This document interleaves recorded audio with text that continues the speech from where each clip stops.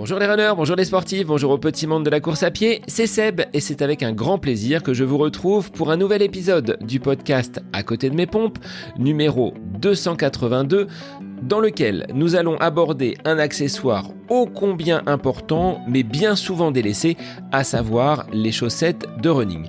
Détrompez-vous, ce ne sont pas que de simples bouts de tissu. Dans cet épisode, je reçois Paul Guillon, cofondateur de la marque Pant-Douce, et nous allons nous plonger dans cet univers de la chaussette technique, un accessoire qui, comme je viens de vous le dire, est bien souvent négligé, mais pourtant essentiel à la performance, mais surtout au confort des coureurs. Car soyons honnêtes, qui n'a jamais souffert parmi vous d'ampoules, de frottements ou même d'ongles noirs après une sortie longue ou une course vraiment très éprouvante telle que le marathon ou une épreuve en nature telle que le trail. Vous me l'accorderez, on passe bien souvent des heures à comparer les modèles de chaussures, à voir quelles sont les différentes technologies. Mais pour la chaussette, qui y accorde vraiment de l'importance ? Alors qu'elle est la seule interface entre le pied et cette même chaussure. Au programme de cet épisode, vous allez avec Paul découvrir comment bien choisir sa paire de chaussettes pour la course à pied, les erreurs à éviter et les critères essentiels tels que les matériaux, les renforts, la hauteur de tige et d'éventuels points de compression. Pourquoi également une bonne chaussette pourra améliorer vos performances. Paul vous dira tout, moins d'ampoules, plus de confort, une meilleure stabilité, mais surtout plus de plaisir. Paul reviendra également à travers notre échange sur l'histoire de Pant-Douce, une marque française qui allie technicité, durabilité et un certain style tout en s'engageant dans une production locale et responsable. Ces chaussettes stylées et made in France, est-ce une simple tendance ou une véritable révolution ?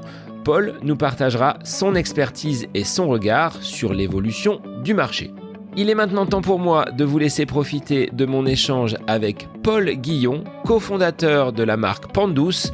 Comment bien choisir ses chaussettes de course à pied ? C'est le nouvel épisode du podcast À côté de mes pompes, pour lequel je vous souhaite une très belle écoute. Bonjour Paul, merci d'être l'invité du podcast À côté de mes pompes aujourd'hui. C'est un épisode qui colle parfaitement au titre du podcast puisqu'on va évoquer la chaussette, outil important à mes yeux que l'on met dans ses pompes et que l'on peut mettre également à côté. Alors je te souhaite la bienvenue, toi qui es le cofondateur de la marque Pant-Douce. Bonjour Sébastien, merci de me recevoir et je suis content que tu introduises ton podcast comme ça. En effet, c'est un accessoire important pour le coureur et qui colle en plus parfaitement avec le nom de ton podcast. Alors j'avais indiqué accessoires quand même parfois un petit peu délaissés, auxquels on ne prend pas forcément grand soin. On fait beaucoup de recherches sur les chaussures, sur les modèles. La paire de chaussettes, je dirais que c'est un petit peu le parent pauvre de la course à pied, alors que c'est vraiment une zone d'interface entre le pied, la zone de contact et la chaussure. Est-ce que tu valides ce petit constat ?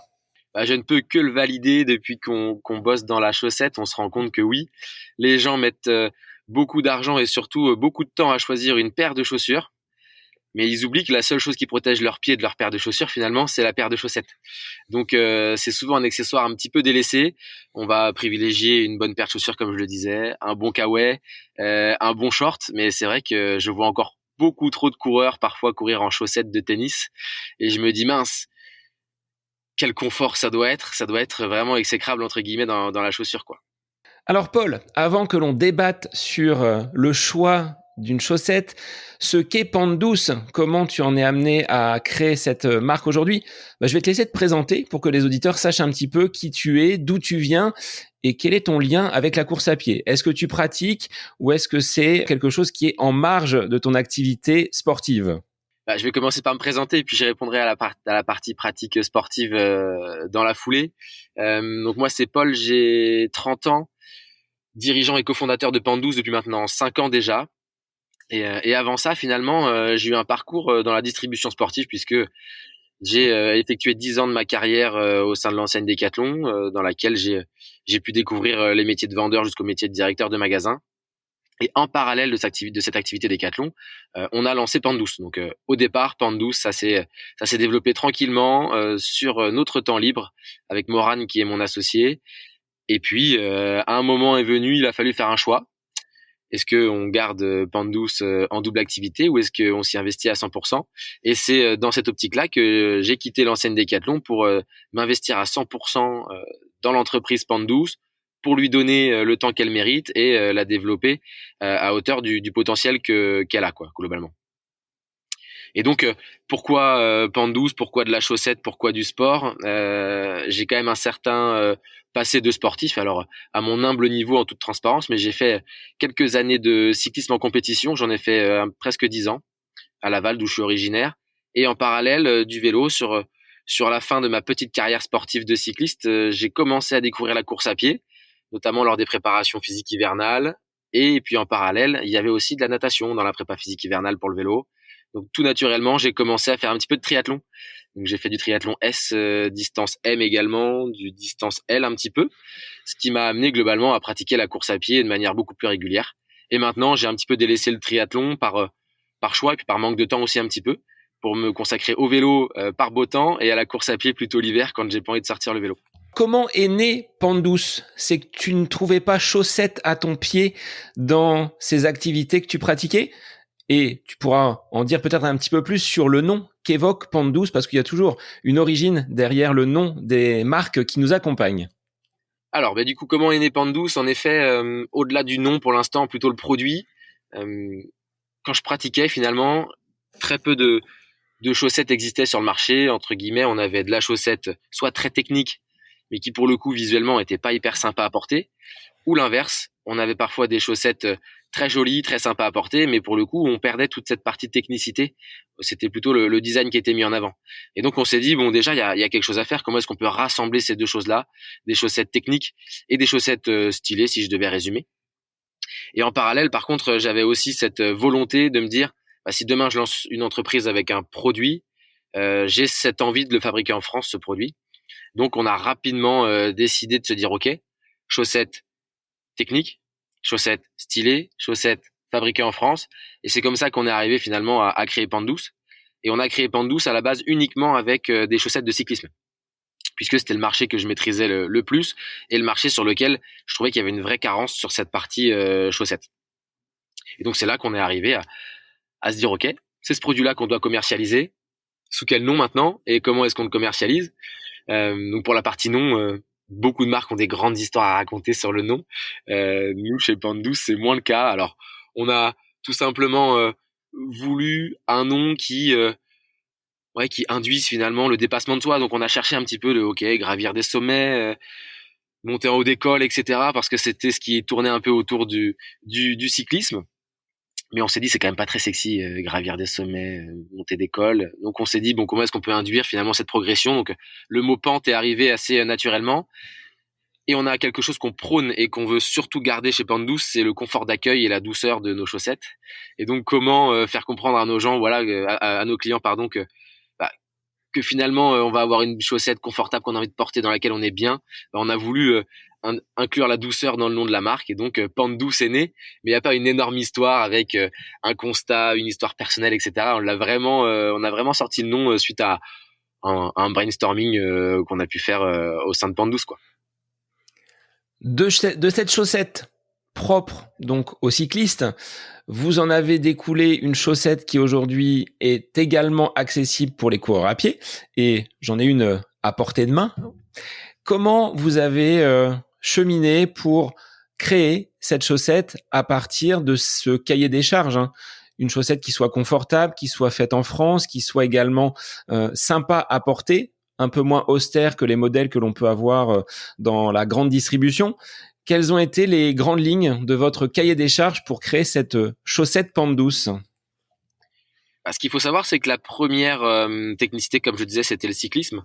On a voulu faire une chaussette qui soit, comme je disais, confortable, tout en gardant le côté technique. Et donc, sur la partie cyclisme, l'avantage qu'on a, c'est qu'il y a très peu de frottement dans la chaussure. Donc, c'est aussi pour ça qu'on a commencé avec cette technicité-là. Là, le but, c'était vraiment de faire une chaussette dans laquelle le cycliste se sentirait bien. Globalement, on partait de ce constat-là. Et après, on est venu rajouter des petits éléments au cahier des charges. Tu l'as déjà dit, la fabrication française, le style. Mais il y avait aussi un élément qui était hyper important pour moi en tant que cycliste, c'était de se dire, une fois que j'enfile ma paire de chaussettes, je vais pas être sans arrêt en train de tirer sur la tige parce qu'à pédaler, elle descend. C'était la grosse maladie des chaussettes de cyclisme à l'époque. Ça l'est encore pour certaines marques, mais le but, c'était vraiment d'avoir une tige qui ne bouge pas. Donc, on a vraiment travaillé sur le cintrage de la tige, sur le pourcentage d'élastane, la manière de tricoter. On a vraiment accordé beaucoup d'importance à cet élément-là pour que l'élément le plus irritant pour un cycliste, qui est la tige qui descend, n'arrive pas. Donc ça, c'était le premier constat. On s'est dit, OK, faut qu'on développe cette paire de chaussettes. Mais à un moment donné, il fallait aussi pouvoir lancer une première production. Et donc, là, à ce moment-là, c'est posé la question, comment est-ce qu'on la commercialise pour pouvoir générer un petit peu de fonds et lancer la première production. Et donc, on a fonctionné avec un financement participatif sur la plateforme qui s'appelle Ulule, où, j'aime bien dire ça, on a vendu plusieurs centaines de dessins, puisqu'on n'avait pas encore un seul produit physique entre les mains. On avait simplement les dessins de Morane qui avait travaillé et planché sur les modèles. Et donc, on a vendu ces chaussettes sur cette plateforme, ce qui nous a aussi donné confiance, puisqu'on a vendu quand même plusieurs centaines de chaussettes en quelques semaines. Et donc, on a pu lancer la première production de cyclisme. Et donc ça nous a gardé ça nous a tenu pendant une année, c'est-à-dire qu'on a simplement vécu sur des chaussettes de cyclisme, 3 modèles iconiques du démarrage qui étaient la bleu, blanc, rouge qui existe encore aujourd'hui, c'est un modèle qu'on gardera pour nous, et on avait aussi des marinières qu'on avait ajoutées à ce modèle-là. Et ensuite, on est arrivé à la partie course à pied, un peu plus d'un an après le lancement de Pente Douce. Et là, le cahier des charges était quand même différent, parce que tu le disais, c'est la seule chose qui protège le pied dans la chaussure. Donc comment est-ce qu'on vient protéger, sans gêner, en apportant du confort et en gardant ce style et cette fabrication française? Donc là, le cahier des charges, il se complexifie un petit peu, mais pour ne pas faire d'erreur, malgré un peu mon parcours que j'ai eu, je l'ai pas dit tout à l'heure, mais un parcours dans le développement de produits sportifs avant d'arriver chez Decathlon. Et donc avec ce cahier des charges qui se complexifiait, on s'est dit, pour pas faire d'erreur, comment est-ce qu'on fait? Eh bien, on va s'entourer d'un podologue du sport. On s'est dit, OK, comment est-ce qu'on va faire la bonne chaussette pour être sûr de gêner personne? Et donc on voit beaucoup de chaussettes aujourd'hui sur le marché qui vont avoir des renforts en dessous, au milieu, à droite, à gauche. Et ça, c'est quelque chose que le podologue du sport nous a dit, attendez, ça correspond à un type de pied. Et si Pierre à côté, il met cette chaussette-là, ça va peut-être le déséquilibrer. Donc attention à ce que vous faites dans la partie renfort. Et donc on a travaillé vraiment ce côté technique dans le but de ne pas gêner le coureur. Et donc c'est pour ça que nos chaussettes vont pas avoir énormément de renforts sous le pied, vont avoir plutôt beaucoup de finesse sur le pied, avec par contre des renforts sur des zones ciblées, type talon, orteil, un petit renfort également qui remonte le long du tendon d'Achille.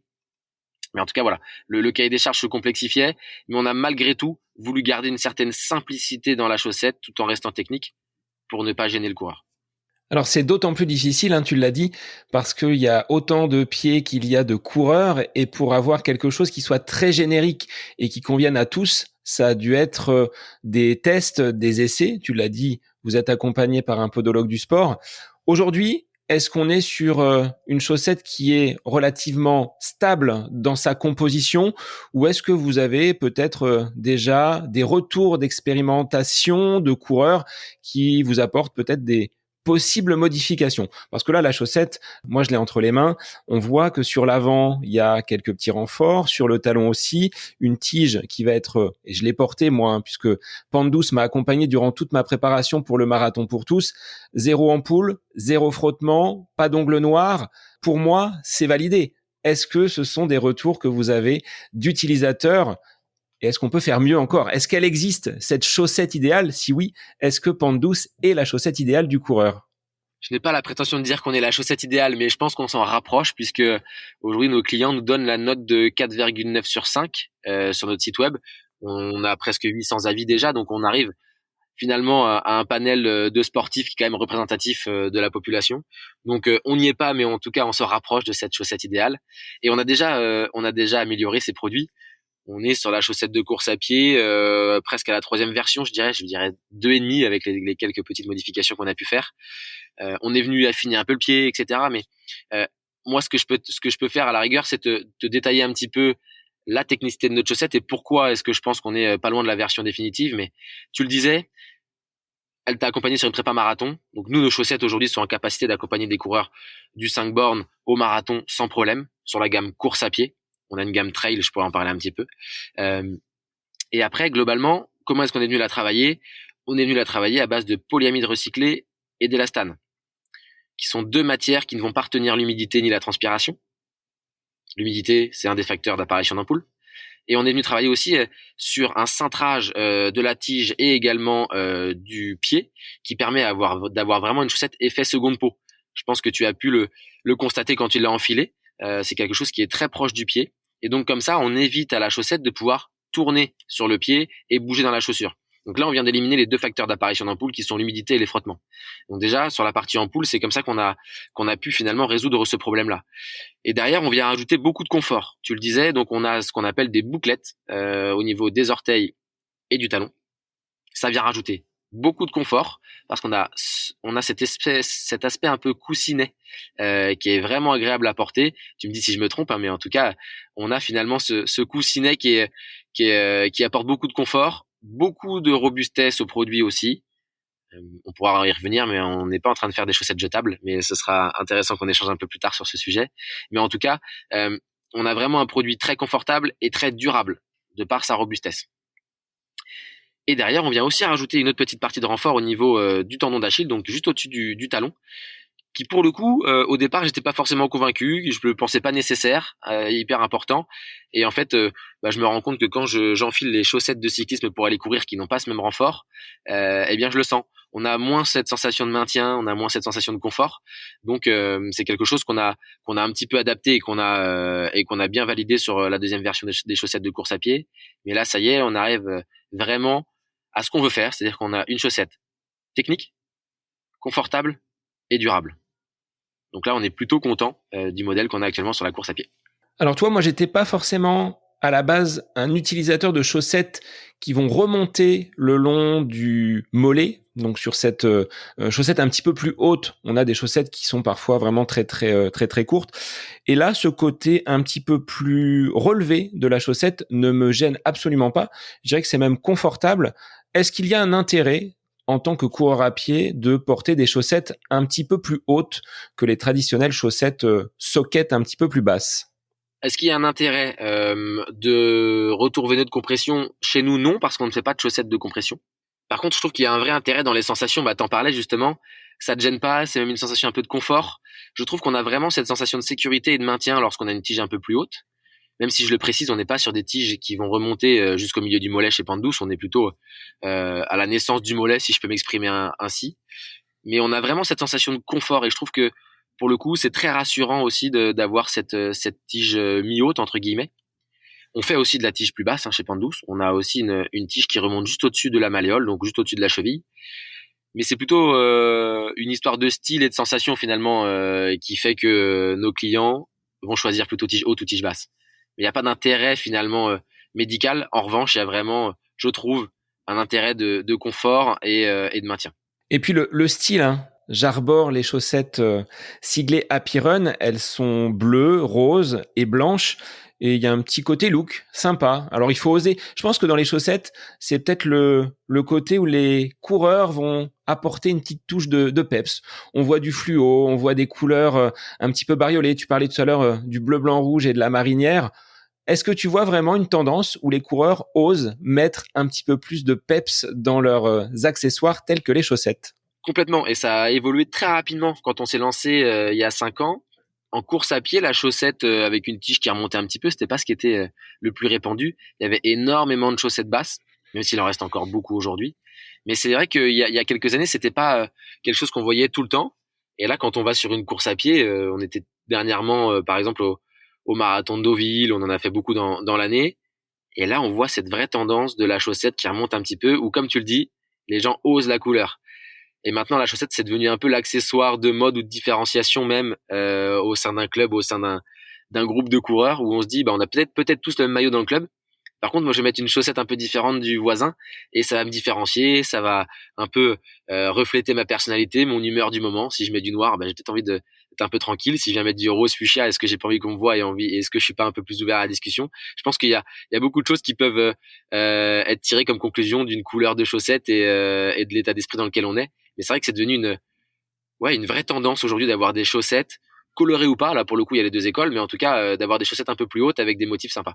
Alors, tu parlais, Paul, de Durabilité. Tu dis, c'est pas des chaussettes Kleenex. C'est peut-être pas bon ça quand on est créateur et entrepreneur de dire que les chaussettes elles sont très durables. Mais comment tu expliques cette durabilité?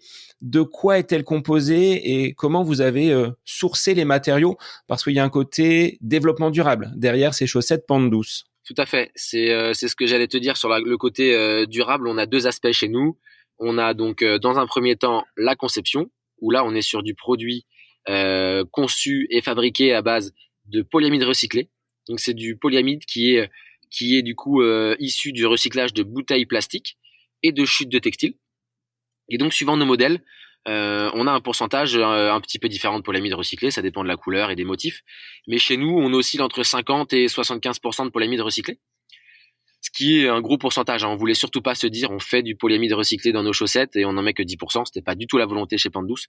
On voulait aller au bout du geste pour limiter finalement notre impact environnemental, malgré le fait qu'on utilise des matières issues du pétrole. Et du coup, cette durabilité, elle est aussi valable sur la durée de vie du produit.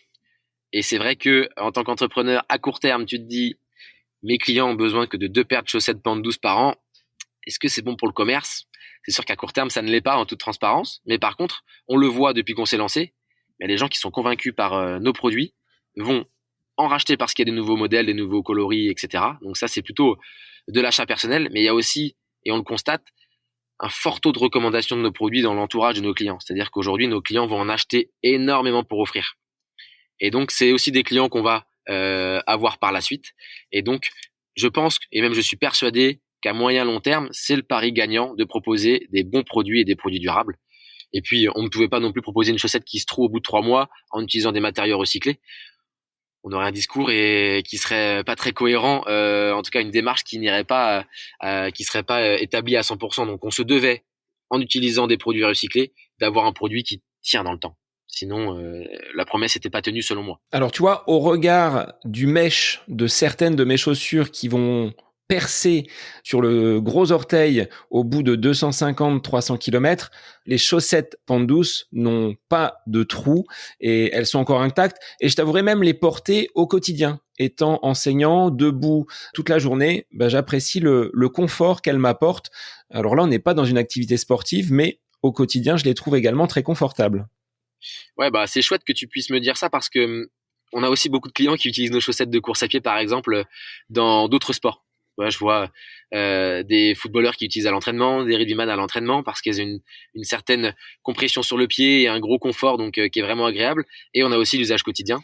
J'ai un client la dernière fois qui m'a envoyé un mail en me disant merci pour les produits. Je ne suis pas coureur, mais je les porte au quotidien dans mes chaussures de costume et je n'ai plus mal aux pieds. Donc on a ce confort en tout cas qui est important pour nous et du coup tu parlais de la robustesse, je reviens là-dessus. C'est vrai qu'on voit souvent des coureurs avec la chaussure qui commence à se trouver un peu sur le mèche au-dessus du gros orteil. Euh, je prends des risques ou pas, en tout cas je sais pas, mais nos clients aujourd'hui viennent régulièrement nous voir sur nos différents événements où on peut discuter avec eux. Ils ont la chaussette depuis plus de 2 ans. Ils nous disent, elle est pas trouée. Hein. Est-ce que c'est vraiment bon pour vous de les faire aussi solides? On en parlait. Et moi, je suis tellement fier de dire à mes clients, mais oui, c'est très bon pour nous de faire un produit durable. La preuve, vous revenez nous voir, vous êtes content des produits. Donc oui, à court terme, vous n'en achetez pas 15. Mais sur toute votre durée de vie, avec la marque Pente Douce, vous serez toujours rassuré parce que c'est de la bonne qualité et vous aurez toujours envie d'en offrir autour de vous. Donc, c'est un vrai pari gagnant. Là, on parle d'image de marque, c'est-à-dire qu'on a un produit de qualité qui tient dans le temps. Là, tout ton vécu de directeur de magasin entre en jeu. C'est là où tu peux finalement te démarquer des autres marques qui existent et qui proposent peut-être des produits similaires, mais avec une qualité un peu moindre. Le fait de le produire en France, ça aussi, c'était une condition importante pour toi d'avoir cet ancrage local et l'impact minimum sur le plan du déplacement, des différents moyens d'acheminer la chaussette de chez vous jusqu'au consommateur. C'est ça. Donc, le choix de la fabrication française, elle a finalement a plusieurs vertus. C'est-à-dire que dans un premier temps, on voulait garantir un produit de qualité. Comme tu le disais, on est sur des chaussettes qui sont durables. On voulait vraiment avoir cette qualité de la fabrication française. Mais au-delà du côté marketing, on a bien voulu verrouiller cette partie qualité produit. Et aujourd'hui, je suis très fier de travailler notamment avec l'entreprise Brousseau, qui fait des chaussettes à côté de Limoges et qui garde un savoir-faire familial exceptionnel, mais aussi grâce à leurs équipes, c'est-à-dire qu'aujourd'hui, on a 8 personnes qui touchent la paire de chaussettes avant qu'elles sortent de l'usine. Donc oui, on a un petit peu de machines qui tricotent, mais oui, on a beaucoup de gens qui viennent faire du contrôle qualité, qui viennent assembler les pieds gauches avec les pieds droites, qui viennent mettre le cavalier autour de la paire de chaussettes. C'est autant d'étapes où finalement le regard humain vient verrouiller la qualité. Et ça, c'est hyper important. Et je trouve que c'est l'étape la plus importante pour garantir un produit de qualité, c'est bien la fabrication française. Et ensuite, la fabrication française, elle a d'autres vertus, comme tu le disais. C'est qu'aujourd'hui, nos matières premières sont pour la plus lointaine espagnoles. On a aussi de la matière première française. Nos cavaliers sont faits en France également. Donc, on a forcément un nombre de kilomètres parcourus par nos matières premières et nos produits qui sont beaucoup plus faibles que si on les faisait venir de l'autre bout du monde. Donc ça, c'était aussi très important pour nous. Et puis après, naturellement, je trouve que la fabrication française aujourd'hui a cette vertu de faire travailler des gens. C'est ce qu'on disait tout à l'heure, mais il faut qu'on arrive à soutenir des entreprises qui fabriquent des produits en France. Tout le monde est d'accord pour dire qu'il faut qu'on ait de l'emploi en France et de l'industrie. Et nous, à notre petite échelle, finalement, on participe un petit peu à ce retour à l'emploi des industries françaises, notamment dans le textile.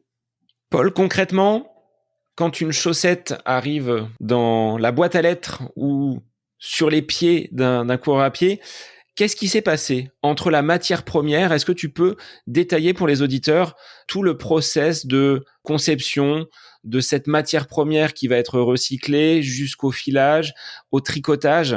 Est-ce que tu peux détailler les différentes étapes pour arriver jusqu'au produit fini pente douce? Complètement. Une chaussette, c'est vrai que ça paraît plutôt simple quand on la reçoit à la maison, mais c'est vrai qu'il y a un vrai travail technique derrière. Donc, au-delà de la partie matière et surtout de l'origine des matières, j'en ai parlé tout à l'heure, Espagne, France, une fois que ces matières premières sont commandées, elles sont reçues dans l'usine de fabrication qui est chez Brousseau. Et à ce moment-là, finalement, va se lancer tout le processus de tricotage. Donc, avant de lancer le tricotage, il y a une phase d'échantillonnage. Donc, on a nos maquettes numériques que nous envoyons à l'usine qui sont adaptées sous forme de programmes pour les machines par un technicien là-bas. Donc, adaptation de nos designs, validation de nos coloris, etc. Là, on lance ce qu'on appelle un échantillon, un prototype qu'on reçoit physiquement et que on valide ou sur lequel on effectue quelques modifications. Une fois que ce prototype est validé, la commande est passée auprès de notre fabricant et derrière se lance tout le processus de commande. Et donc là, mise en route des machines. Ce qu'il faut avoir en tête, c'est qu'une machine qui produit des chaussettes, c'est une machine en tricotage circulaire. Donc c'est plusieurs centaines d'aiguilles mises sur un cylindre qui vont capter le fil finalement des bobines qui sont sur la machine et qui vont tricoter la chaussette. Plusieurs minutes pour une chaussette, donc ça ne se fait pas en quelques secondes. Plusieurs minutes pour une seule paire de chaussettes. Et donc une fois que la machine a fini de tricoter, la chaussette elle va sortir, mais elle va être ouverte au bout, c'est-à-dire que au niveau des orteils, ce ne sera pas fermé. Donc forcément, il y a une autre phase qui suit cette partie tricotage sur la machine, qui consiste à venir fermer le bout de la chaussette. Donc là, c'est une étape qui est faite manuellement, puisque c'est une personne qui va prendre la chaussette, l'intégrer dans une machine qui va faire cette couture plate qu'on a au niveau des orteils. Une fois que cette phase de fermeture de la chaussette est terminée, on va aller sur la phase de formage. Donc là, il faut imaginer un énorme fer à repasser globalement, sur lequel on a des moules en métal qui vont avoir la forme d'un pied et d'un mollet, et sur lequel, pareil, une personne, un opérateur ou une opératrice va venir mettre chaussette par chaussette les produits sur les moules. Ça va tourner, ça va passer comme je disais, dans un gros fer à repasser qui va venir chauffer la paire de chaussettes pour la former. C'est ce qui va lui permettre d'arrondir un peu le talon, etc. Donc ça va bien former la chaussette. Et une fois que cette étape de formage est terminée, ça va partir au contrôle qualité, où là, chaque petit détail va être regardé. S'il y a un petit fil qui dépasse, c'est coupé à la main par une opératrice ou un opérateur. S'il y a un petit détail sur le motif ou la couleur qui n'est pas bon, ce sera pas validé et ce sera pas retenu pour les lancer dans notre collection. Donc tout ça, c'est au niveau du contrôle qualité. Et il y a également une phase qui s'ajoute à ça, c'est que comme c'est formé à la main, comme toutes les paires de chaussettes sont formées à la main, elles n'ont pas toutes la même taille à la sortie de cette étape de formage. Et donc on vient assembler les pieds gauche et les pieds droits de la même pointure et de la même taille après formage ensemble. Et une fois que cette étape-là, elle est toujours faite par des opérateurs et des opératrices, on va avoir la phase de mise sous cavalier. Donc, on vient y rajouter le cavalier sur lequel on vient mettre la marque, la composition, la pointure. Et ça, c'est pareil, c'est refait par un opérateur ou une opératrice à la main. Donc, il y a quand même plusieurs étapes artisanales, j'aime bien le dire, dans la fabrication de la chaussette, qui permettent d'arriver au produit fini. Mais c'est vrai que moi, le premier, avant de faire des chaussettes, j'imaginais que c'était tout bête, tout simple, tout était industrialisé, ça sortait tout fini, tout beau, tout propre. Mais non, il y a encore beaucoup d'étapes de contrôle qualité, et c'est ce qui aussi nous permet de proposer toujours des produits d'un même niveau de standing et de qualité à nos clients.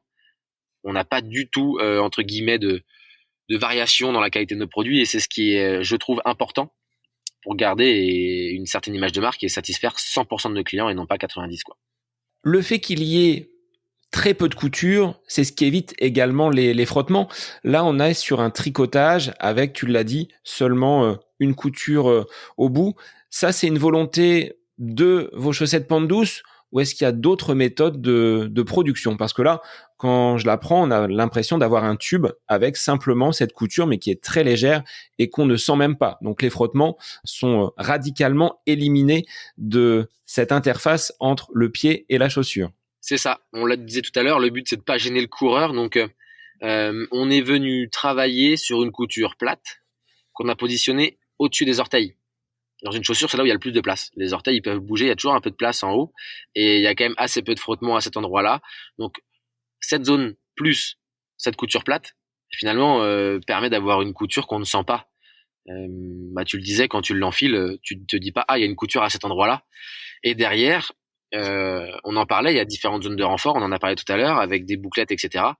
Là, sur ces parties-là, c'est simplement des changements de tricot, mais on n'aura pas de couture, c'est-à-dire qu'on vient pas assembler différents éléments ensemble. Donc c'est ce qui nous permet de ne pas avoir de couture. Globalement, il faut retenir qu'il y a une couture au-dessus des orteils et une couture en haut de la tige, donc presque sur le mollet, parce qu'on a cette nécessité de venir fermer la paire de chaussettes là-haut également. Mais c'est tout, c'est les deux seules coutures qu'on va avoir sur notre paire de chaussettes, toujours dans un objectif de limiter les frottements, de limiter les ampoules et donc de ne pas gêner le coureur. Petite question que je me pose depuis que je porte des chaussettes liées au sport. Pourquoi y a-t-il un pied gauche et un pied droit? Pourquoi faut pas switcher? Et qu'est-ce qui se passe si on le fait? Est-ce qu'il y a un risque de détériorer la chaussette? Mais pourquoi il y a un pied gauche et un pied droit? Aujourd'hui, on a quand même un constat sur les paires de chaussettes, c'est que forcément avec le temps, le bout du pied peut se déformer un petit peu. Forcément, on va la tirer sur son pied, donc on va l'utiliser, on va la laver. Il peut y avoir cette déformation qui est somme toute normale. Et donc pour garantir que finalement on ait toujours une chaussette très ajustée, on vient rajouter pied gauche, pied droit. Pourquoi? Si on a l'habitude de mettre le pied droit sur le pied droit pendant un mois, et que pourquoi, à la 50e sortie course à pied, on se dit, bon, je vais mettre le pied droit au pied gauche. Mais comme la chaussette sera déformée un petit peu, on aura cette surépaisseur, ce vide finalement le long du petit orteil du pied gauche, parce que on aura inversé le sens des paires de chaussettes, et là on va venir gêner le coureur. Donc le but c'est aussi de garder ce petit repère pour les coureurs, de se dire, ok, moi finalement je réfléchis pas, je mets toujours la même chaussette sur le même pied, donc même s'il y a cette petite déformation naturelle à force de les porter, ça va pas me gêner, je vais avoir toujours les mêmes sensations, que ce soit de la première utilisation jusqu'à la 500e utilisation, sans problème, on aura les mêmes sensations. Alors, on est quand même sur un textile lié à la performance. On va pas se cacher. Si on utilise une chaussette comme celle que tu proposes avec pente douce, moi, je l'ai constaté sur le marathon, il n'y a pas de frottement, il n'y a pas d'ampoule. On sait qu'à partir du moment où il y a un petit grain de sable dans la chaussure ou un petit frottement, on a tendance à ne plus penser qu'à cela. Je trouve que là, on se libère de cette problématique du matériel, et cette chaussette qu'on a tendance à mettre un petit peu de côté. Ce qu'on disait en introduction, c'est pas l'objet le plus design, le plus soi-disant utile, ce qu'on peut penser quand on est coureur à pied. Au final, il a quand même un impact sur la performance finale du coureur à pied et du cycliste par derrière. Mais là, on est sur la partie running. Complètement. Qui n'a jamais eu d'ampoule dans une paire de chaussures de course à pied? Je pense qu'aujourd'hui, c'est très rare aujourd'hui dans le milieu de la course à pied. On a tous au moins subi une fois une ampoule. Et quand on a une ampoule ou quand on est gêné, en fait, on modifie sa foulée. on peut se faire mal ailleurs, on court moins vite. Enfin, globalement, dès l'instant où on a une gêne sur le pied, comme c'est le seul élément qui va toucher le sol, bah, ça vient nous gêner dans la pratique au global. Et donc, comme tu le disais, dans la performance. Nous, quand on a bossé les paires de chaussettes pente douce, et on le dit, hein, on les a imaginées pour la performance, mais pas sur la performance du sportif de haut niveau. C'est que chacun puisse remplir les objectifs qu'il se fixe sans être gêné par sa paire de chaussettes. Si demain, un de mes clients va courir et revient avec une ampoule et me dit j'ai raté mon record de 1 minute sur telle distance, mais j'avais une ampoule, j'étais gêné. Voilà, je vais me remettre en question, mais puissance 1000. C'est-à-dire qu'aujourd'hui, je ne veux pas que la chaussette soit à l'origine de la moindre gêne. Et donc, s'il n'y a pas de gêne, on participe et on accompagne la performance des coureurs. Et c'est d'autant plus vrai aussi sur la partie trail running. On a fait des chaussettes de trail où là, on passe encore sur de l'ultra distance. Donc, c'est encore plus important d'avoir un produit d'autant plus abouti, encore plus ajusté.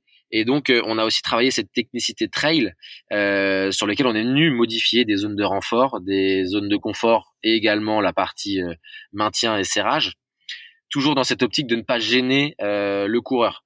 Et le trailer, contrairement au coureur sur route, c'est vrai que le coureur sur route va avoir cette chance de pas forcément mettre les pieds dans des flaques d'eau, d'avoir un dénivelé qui est relativement, comment dirais-je, gérable, donc qui est plutôt relativement faible sur la route. Le trailer, il a besoin d'avoir une chaussette qui soit ajustée, confortable, qui vient même un peu le protéger parce que dans les montées, dans les descentes, on a des contraintes différentes. En trail, on n'est pas à l'abri d'avoir de l'eau jusqu'au genou à certains moments, donc comment est-ce que la chaussette elle réagit quand elle est trempée? Voilà, tous ces éléments-là nous ont permis finalement d'arriver à une paire de chaussettes qui vient pas gêner le coureur, que ce soit sur route avec la technicité qu'on a développée ou sur trail avec du coup la technicité trail qu'on a développée spécifiquement. Mais oui, c'est ultra important aujourd'hui de voir une chaussette comme un accessoire de performance parce que qui dit une chaussette qui ne gêne pas, dit une chaussette qui accompagne dans la performance du coureur. Est-ce qu'en trail, ce sont des chaussettes qui vont être étanches? Ou est-ce que c'est une utopie de croire que ça peut fonctionner? Est-ce que des marques proposent des chaussettes étanches? Si oui, est-ce que Pente Douce propose ce type de produit? Les chaussettes étanches, ça existe. Alors étanche à 100%, on n'y sera jamais parce que si l'eau elle l'a rentrée par le haut de la tige, elle rentrera. Mais en tout cas, des chaussettes imperméables, ça existe. C'est pas ce qu'on a envie de travailler aujourd'hui chez Pente Douce, puisque nous est persuadé d'une chose, c'est que avec les matières qu'on utilise, qui sont les polyamides et l'élastane, c'est une chaussette qui ne va pas se gorger d'eau ou d'humidité, même si on met le pied dans une flaque d'eau. Et par contre, l'avantage du polyamide et de l'élastane, c'est qu'on a vraiment quelque chose de très respirant aussi. Le côté imperméable, j'ai toujours ce côté où je me dis, si c'est imperméable dans un sens, pourquoi ça le serait pas dans l'autre? Donc, est-ce que cette chaussette va respirer ou est-ce qu'elle ne va pas respirer? Aujourd'hui, il y a des marques qui le proposent et qui mettent en avant le côté respirant malgré le fait qu'elle soit imperméable. Ça existe. Mais c'est pas aujourd'hui ce qu'on fait et ce qu'on va faire chez Pente Douce. C'est en tout cas pas dans les projets court et moyen terme d'aller sur la chaussette imperméable. Alors en termes de chaussettes, justement, on en parlait tout à l'heure, ce sont donc des chaussettes qui sont confortables, qui maintiennent le pied, qui sont également respirables. Est-ce qu'il y a finalement d'autres aspects à prendre en compte, Paul, pour bien choisir sa paire de chaussettes en dehors après du coloris, qui va être propre à chacun en fonction de son style et de sa sensibilité? Alors, je pense que le coloris et le design, c'est un peu la clé d'entrée pour les sportifs. Ah, cette chaussette me plaît. Et ensuite, il y a quelques éléments quand même à valider parce qu'une très belle paire de chaussettes n'est pas forcément celle qui vous accompagnera sans problème sur vos sorties course à pied.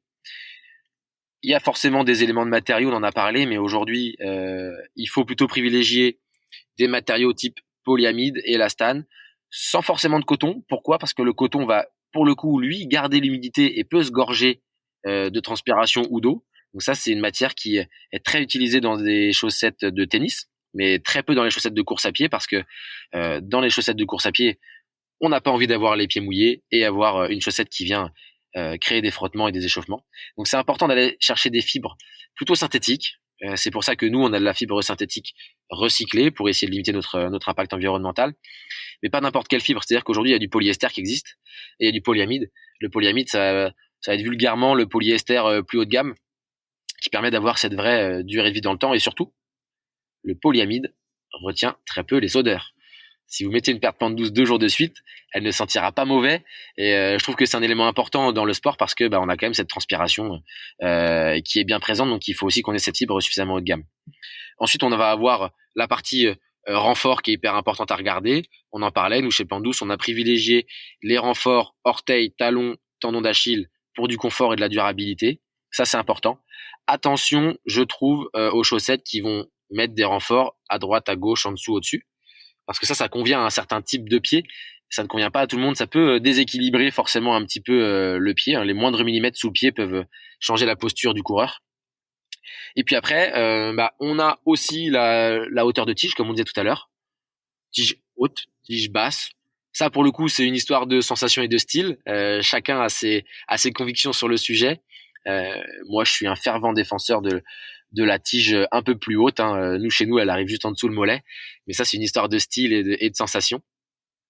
Et après, on a aussi cette histoire, on n'en a pas parlé, on n'en fait pas chez Pente Douce, mais on a aussi de la compression. Est-ce que on veut une chaussette de compression ou pas?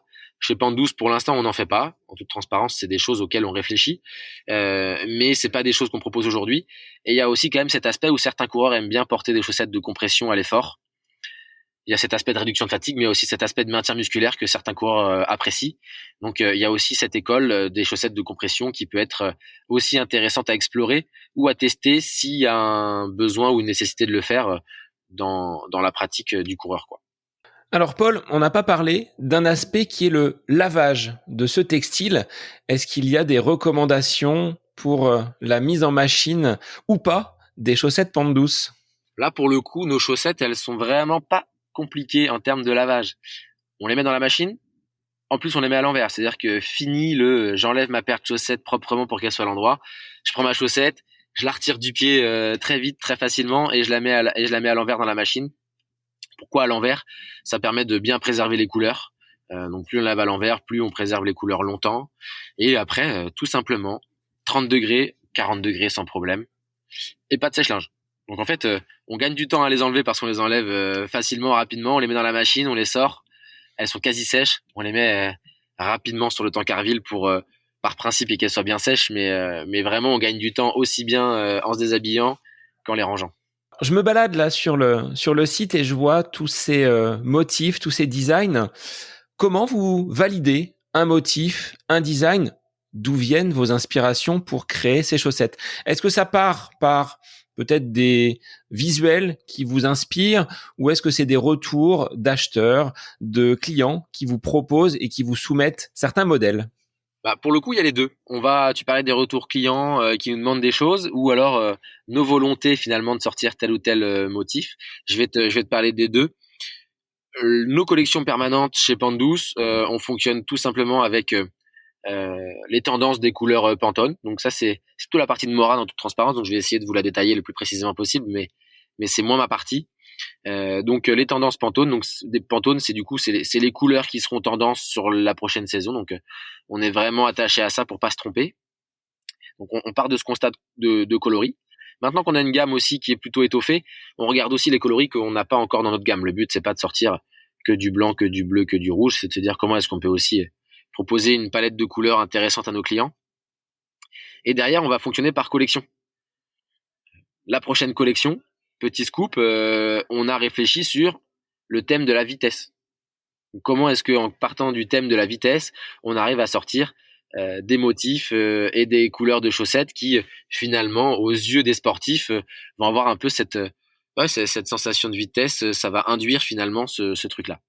Donc on part toujours d'un constat et d'un objectif, c'est qu'est-ce qu'on veut faire ressortir de cette collection-là. Et ensuite, on vient décliner la collection toujours dans nos 3 sports. C'est-à-dire que la collection va être déclinée en vélo, en course à pied, en trail. C'est important pour nous de sortir toujours des nouveautés dans les 3 sports. Et donc, on réfléchit tout dans cette démarche-là. Et donc, on va finalement faire des maquettes numériques. On va ajuster.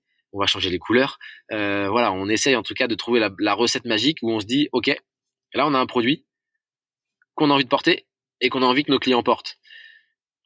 Et en plus de ça, on essaie forcément de faire matcher des couleurs de chaussettes avec les tendances dans la course à pied.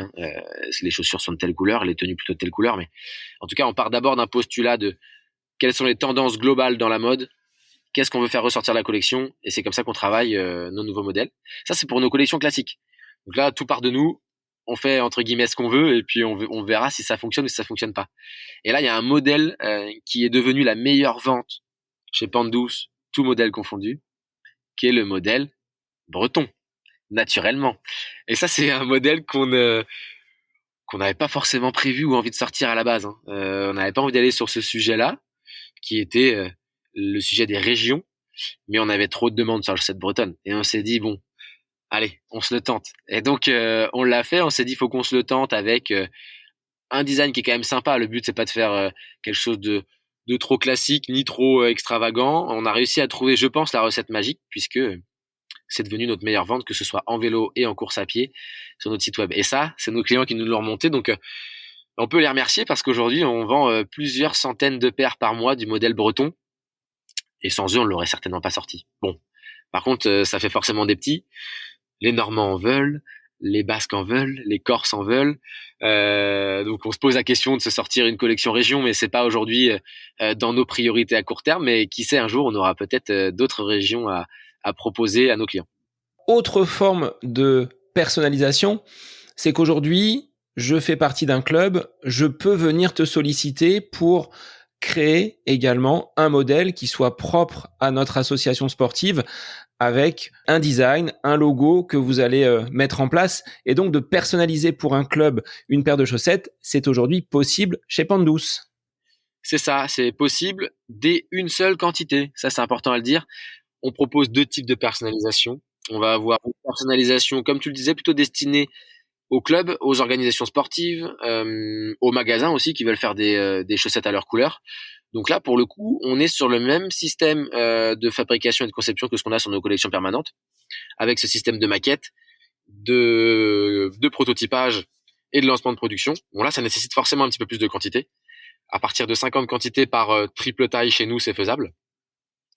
Ça, c'est pour ça que ça se destine plutôt aux groupes, aux clubs et aux professionnels. Et après, on a aussi cette partie personnalisation par sublimation qu'on a lancée cette année. Et donc, on propose à l'unité une chaussette sur laquelle on va pouvoir venir sublimer une photo, un logo, un motif. Entre guillemets, on peut tout sublimer sur une surface de 6 cm par 6 cm sur la face extérieure de la chaussette. Donc, si demain, Sébastien, tu me dis, je veux mettre mon logo sur une paire de chaussettes, une seule, on est en capacité de le faire. Et donc, ça, tout se passe sur le site internet avec la transmission du logo, l'envoi d'un bon à tirer, et puis derrière, on lance cette personnalisation. Ça, c'est quelque chose qui cartonne. Tu fais bien d'en parler, mais aujourd'hui, il y a une vraie volonté des coureurs de pouvoir avoir un peu cette paire de chaussettes unique. Et c'est vrai que en mettant son logo, en mettant une photo, ou même parfois, on a vu, on a des photos de chiens, on a des photos en gros plan de quelqu'un pour faire un cadeau. Et ça, c'est des choses qui plaisent. Ça permet de se démarquer aussi de la concurrence en toute transparence et d'apporter un petit plus à nos chaussettes. On sort un peu de ce côté sérieux, technique, etc. On ajoute une petite touche d'humour et de peps grâce au visuel que nos clients nous envoient, quoi. Sur la collection vitesse, est-ce que les chaussettes Pandouce peuvent nous offrir plus 1 point ou 2 de VMA? C'est l'éternelle question quand nos clients nous achètent des chaussettes sur les événements, quand on est présent sur les salons marathon, triathlon. Ils nous disent, bon, j'espère que demain, je vais battre mon record avec les chaussettes. Je peux pas leur garantir que oui. Mais bon, je leur glisse souvent, mais vous allez voir, vous allez accélérer, c'est sûr. C'est toujours bon pour le moral d'avoir du nouveau matériel. Moi, je le vois plutôt comme ça. Avoir une nouvelle paire de chaussettes, ça motive à aller courir si on avait une petite baisse de motivation. On est content de les porter. On est fier même de les porter. Donc, ça nous fait pas accélérer. Par contre, ça fait du bien au moral. Donc, je pense que quand on est bien dans sa tête, on va un peu plus vite. Alors après, ça peut devenir un accessoire fétiche. Je me rappelle, dans les vestiaires de football, il y avait certains camarades qui avaient le caleçon fétiche, celui qui faisait gagner. Alors peut-être que là, les chaussettes Pandouce sont celles qui vont accompagner bon nombre de coureurs sur des futurs chronos et des futures performances en course à pied. Non, on a des clients, même un ambassadeur qui est Adrien Leroux. On parlait d'Happy Run tout à l'heure, mais qui fait partie aussi de la team d'ambassadeurs Happy Run, qui a sa chaussette rose fuchsia fétiche. On l'a fait plus, il est très déçu, mais il avait cette paire de chaussettes rose fuchsia fétiche qui l'ont accompagné, par exemple à Hawaï, là sur les championnats du monde de triathlon, c'était sa paire fétiche. Donc oui, il y a ce côté il y a ce côté superstitieux avec les paires de chaussettes. Donc, une fois qu'on a trouvé la bonne paire et le bon coloris, on n'a pas envie de la changer. On évoquait tout à l'heure, Paul, le fait d'avoir utilisé la plateforme de financement participatif Ulule pour mettre ce projet en marche, en avant. C'était donc des futurs utilisateurs qui ont été finalement tes financiers. Est-ce qu'aujourd'hui, vous passez encore par ce système-là où vous avez quand même beaucoup plus de sécurité financière sur la production quand vous lancez une nouvelle collection? Alors comme tu le dis, ça nous a permis de se lancer et je trouve que cette plateforme, elle est hyper intéressante pour les personnes qui veulent lancer un produit, lancer quelque chose sans forcément avoir des moyens énormes à allouer à ça. Nous, ça nous a permis vraiment de se lancer sans prise de risque. C'était aussi l'objectif. Et donc, grâce à ça, on a pu lancer la première fabrication. Donc, nos clients nous ont permis de financer cette première fabrication. Et c'est un système qui est vraiment, vraiment intéressant en plus de ce côté financier parce qu'on a toute une étape de bien raconter le projet, de vraiment raconter une histoire autour du produit et pas simplement lancer un produit tel quel. Aujourd'hui, on n'utilise plus cette plateforme de pré-vente. Pourquoi? C'est comme tu disais, on a maintenant cette capacité à absorber la sortie de nouvelles collections et le lancement de production. Donc, on n'a plus besoin de cette plateforme. On a encore recours parfois un petit peu à la précommande, mais là, c'est plutôt pour finalement offrir un peu les produits en exclusivité aux clients qui voudraient les avoir avant tout le monde. C'est-à-dire que nous, la production, elle est déjà lancée de notre côté. Par contre, à quelques semaines, en général 2 à 3 semaines avant la réception des produits, on lance les précommandes pour une réception quelques jours plus tard. Mais ça, c'est plutôt pour offrir un peu le luxe aux clients qui prendraient le temps de précommander, d'avoir la chaussette de la nouvelle collection dans les premiers, et donc d'arriver à la sortie avec le dernier modèle en disant « Ah, mais je connaissais pas ce modèle de Pandouce, tu l'as déjà ?» Bah oui, je l'ai précommandé. C'est plutôt pour offrir cette possibilité-là à nos clients fidèles. Mais maintenant, on est plutôt sur un schéma un peu plus classique, toujours dans une production raisonnée. L'objectif, c'est pas de sortir 5 ou 600 paires de chaussettes à chaque nouveau produit. En toute transparence, on sort 300 quantités par nouveau modèle en première production pour voir déjà si le modèle plaît et surtout pour ne pas surproduire. Le but dans cette démarche d'éco-responsabilité, c'est d'avoir toujours un stock un peu à flux tendu, mais pour être sûr de ne pas avoir des modèles qui sont là depuis des mois et des mois, qui traînent et qui peut-être ne se vendront pas, qu'on va devoir aussi brader. Et donc, finalement, on a des produits qui ont été surproduits, et donc on n'a pas envie de tomber dans ce schéma-là. Mais globalement, aujourd'hui, dans le schéma classique, on sort notre collection et puis on la met en ligne directement sur notre site web et pour nos magasins revendeurs. Alors, on n'en a pas parlé. Combien coûte une paire de chaussettes Pandouce? Et est-ce que tu peux nous donner peut-être le détail de ce qu'il y a dans ce prix? Parce que on est sur du Made in France, on est sur quelque chose qui est une production relativement locale. Qu'est-ce qui se cache derrière le prix Pandouce, que les auditeurs puissent vraiment tout savoir? Donc aujourd'hui, notre paire de chaussettes de course à pied, de cyclisme ou de trail, elle est proposée au prix de 22 € à nos clients, que ce soit en ligne ou dans nos magasins revendeurs. Ça, c'est le prix public. Et donc, en effet, ça, c'est le prix TTC. Ce qu'il faut se dire, c'est que déjà, Pandouce, entre guillemets, ne perçoit que 18,33 € sur ces 22 €, parce qu'il y a une partie de TVA.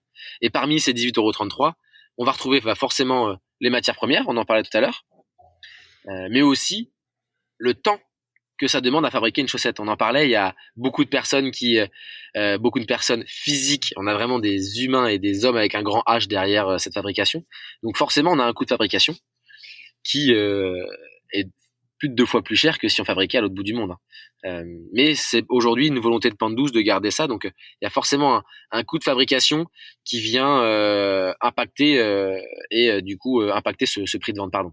Donc ça, c'est un des éléments les plus importants.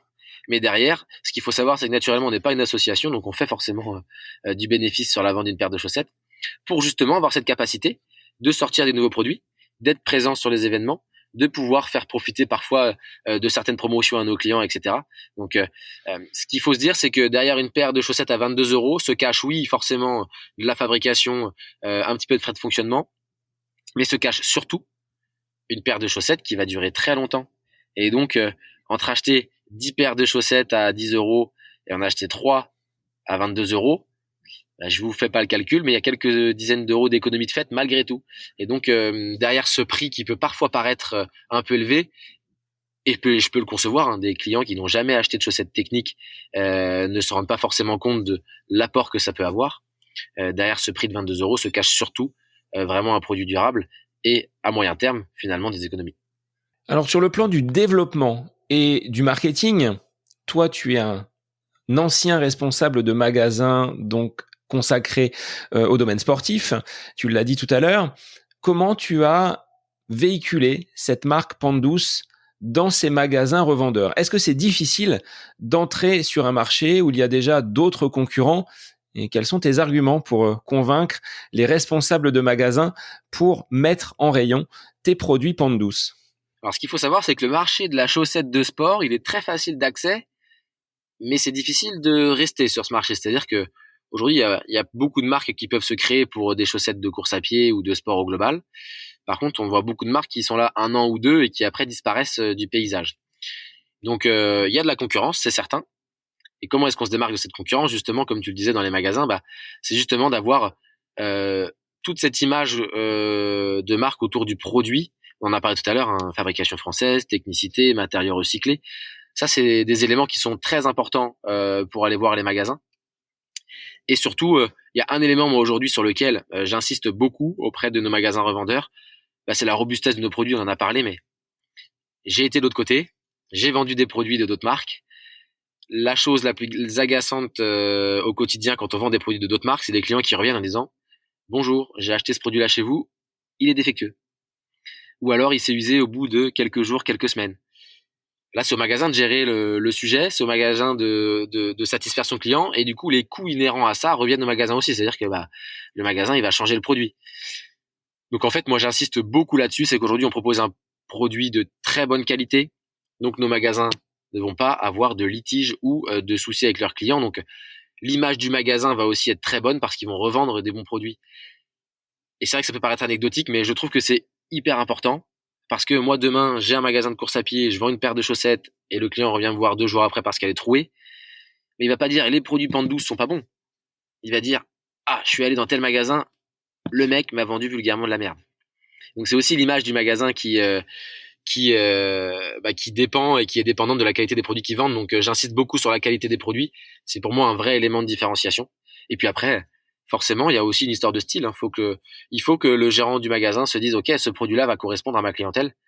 Mais ça, pour le coup, le travail est déjà fait. Donc c'est justement à nous de faire des chaussettes qui plaisent au plus grand nombre, mais aussi des chaussettes sympas qui se différencient un peu de la concurrence. Question peut-être un petit peu farfelue sur le choix de la pointure. Là, je vois, vous avez 35-38, 39-42, 43-46. Pourquoi cette segmentation en seulement 3 tailles? Alors, on est sur 4 tailles exactement. 35, 36, 37, 38. Mais c'est vrai que visuellement, on voit 3 tailles, hein, tout le monde nous le dit. On est sur 4 tailles. Pourquoi pas plus? Parce qu'on n'aurait pas une chaussette qui serait suffisamment ajustée. Si demain, on décidait de faire du 35-40 aujourd'hui, on n'aurait pas cette chaussette très proche du pied. Certaines marques le font, hein, d'avoir 2 tailles et ça vient couvrir le 35 jusqu'au 45. Mais c'est pas notre volonté, on veut vraiment une chaussette qui soit très proche du pied. Et pourquoi pas moins? C'est tout simplement, en toute transparence, un souci de production et de gestion de stock. On serait dans l'obligation de sortir beaucoup de pointures avec un minimum de quantité à chaque fois par pointure en production. Donc on aura aussi cette contrainte. Donc on a trouvé le compromis de 4 pointures qui permet d'avoir cette chaussette qui est bien ajustée sur le pied. C'est le choix qu'on a fait. Et aujourd'hui, c'est un choix qui est plutôt, je pense, cohérent avec les demandes de nos clients. Puisque quand on voit sur les événements, personne n'est choqué de voir aujourd'hui des quadruples tailles. Et un autre élément important, on parlait de la pointure. C'est une question qu'on a beaucoup. Demain, je fais du 42,5. Quelle pointure je prends chez Pandouce? Toujours chez nous prendre la pointure la plus ajustée. Donc 42,5, on vient bien chercher un 39-42. Vous ne serez pas trop serré dans vos paires de chaussettes, vous inquiétez pas, il y a beaucoup d'élastane, mais on vient toujours prendre la pointure ajustée pour justement avoir une chaussette qui vient pas frotter. Et donc, s'il n'y a pas de frottement, il n'y a pas de gêne. Paul, est-ce que tu peux rappeler en quelques points comment bien choisir sa chaussette? Quels sont les éléments importants que l'on va prendre en compte pour ne pas avoir de désagréments, d'ampoules, de frottements lors de sa pratique? Complètement, on va pouvoir voir ça. On a échangé un petit peu sur le sujet tout à l'heure, mais en tout cas, Bon, il y a un élément qui est bon pour le moral, c'est de choisir une chaussette qui nous plaît visuellement. Ça, c'est important. Soyez fiers de porter vos paires de chaussettes, donc prenez une paire de chaussettes qui vous plaît. Et ensuite, faites bien attention finalement aux renforts, s'ils sont pas trop nombreux et pas trop mal placés. En tout cas, privilégiez des chaussettes qui vont avoir du renfort orteil, talon. Ça, c'est important. Et puis après, l'idéal, c'est de pouvoir passer sa paire de chaussettes avant de l'acheter.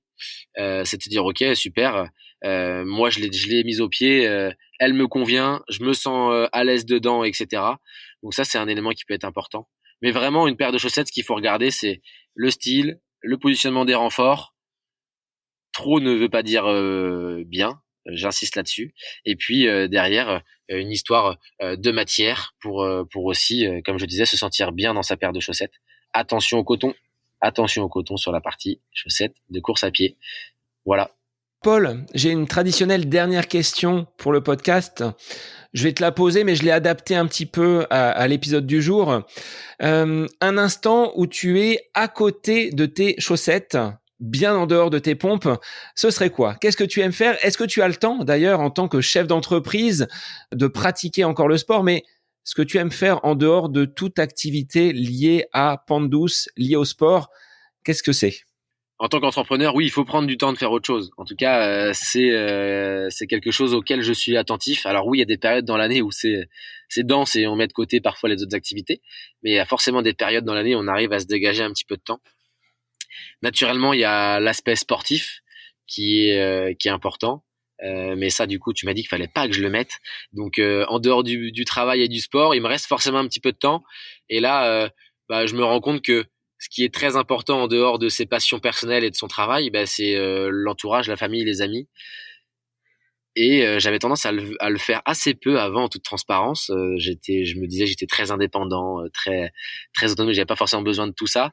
Mais c'est vrai que j'aime bien maintenant prendre beaucoup de temps pour passer du temps avec ma famille dans un premier temps et aussi les amis sur des moments clés, des moments forts. Je suis pas forcément présent sur tous les moments et au quotidien avec mon entourage. Par contre, j'essaye de garder des temps bien précis pour soit fêter les occasions particulières ou être aussi là dans des moments un peu plus compliqués pour l'entourage. Et ça, c'est finalement le temps qui me reste. J'essaye de l'allouer à mes proches, à mon entourage. Parce que c'est vrai que je passe quand même la plupart de mon temps à faire du sport. Donc, le peu de temps qui me reste, j'essaye de leur donner ce temps-là. Quelle sera l'actualité, Paul, de Pente Douce pour les prochaines semaines et les prochains mois? On l'a dit tout à l'heure, une nouvelle collection liée à la vitesse, mais est-ce qu'il y aura d'autres moments, d'autres temps forts pour cette nouvelle année? Tout à fait, 2025 va être une année riche pour Pente Douce.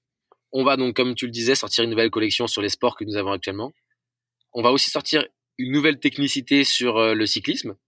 Et on va également faire apparaître un nouveau sport chez Pente Douce. Je peux pas t'en dire plus tout de suite, mais en tout cas, on est en train de travailler sur une nouvelle technicité et un nouveau sport chez Pente Douce. Si je peux vous donner quelques petits indices, on sera toujours dans un sport outdoor. C'est la volonté qu'on a. Mais on va avoir l'arrivée d'un nouveau produit et d'un nouveau sport chez Pente Douce. Enfin, quand je dis nouveau produit, c'est une nouvelle technicité de chaussettes. On restera toujours sur de la chaussette. Pas de t-shirt, pas d'autres produits. On restera sur de la chaussette. Nous, aujourd'hui, notre expertise, elle est sur la chaussette. On sait développer des bonnes paires de chaussettes, développer des t-shirts de course à pied. Aujourd'hui, c'est pas notre expertise, donc on ne veut pas aller sur ce marché-là. On restera des techniciens de la chaussette chez Pente Douce. Merci Paul pour cet échange autour de cet élément hautement important, accessoire pour certains, mais moi je l'ai vu pour ce marathon du côté de Paris à l'occasion du marathon pour tous, mes chaussettes siglées Happy Run et Pente Douce m'ont conduit jusqu'à la ligne d'arrivée sans une ampoule, sans un frottement. Donc merci à toi Paul de m'avoir accompagné à distance. Merci Sébastien. Et pour les auditeurs, je vous dis à la semaine prochaine pour un nouvel épisode du podcast À côté de mes pompes. Et n'hésitez pas à aller jeter un œil sur le site de la marque Pente Douce. Bonne semaine à vous. J'espère que cet épisode avec invité vous aura plu. Je vous remercie infiniment de votre écoute.